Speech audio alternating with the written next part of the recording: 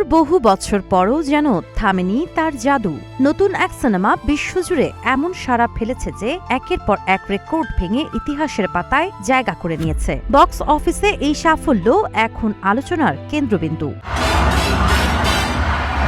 Pop সম্রাট Michael জ্যাকসনের জীবনভিত্তিক চলচ্চিত্র Michael বিশ্বব্যাপী বক্স অফিসে $1 বিলিয়ন তথা $100 কোটি বেশি আয় করে সর্বকালের সর্বোচ্চ আয়কারী বায়োপিকের রেকর্ড করেছে। অ্যান্টাইন ফুকা পরিচালিত সিনেমাটিতে মাইকেলের চরিত্রে অভিনয়ের মাধ্যমে বড় পর্দায় অভিষেক হয়েছে তারই ভাতিজা জাফর জ্যাকসনের। মুক্তির পর থেকেই সিনেমাটি দর্শকদের ব্যাপক প্রশংসা কুড়িয়েছে। দৃঢ় বন্ধনের আস্থায় শক্তিশালী স্টিলের আরেকটি নাম জেডএসআরএম।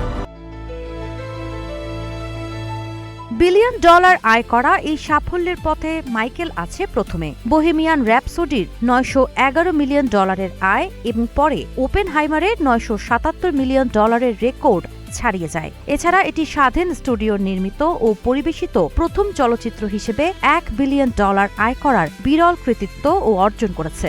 শুরুতে বড় কয়েকটি স্টুডিও অর্থায়নে আগ্রহ না দেখালেও লায়ন্সগেটের ঝুঁকিপূর্ণ সিদ্ধান্তই শেষ পর্যন্ত ইতিহাস করে দিয়েছে। সাবা খান, নাগরিক প্রতিদিন।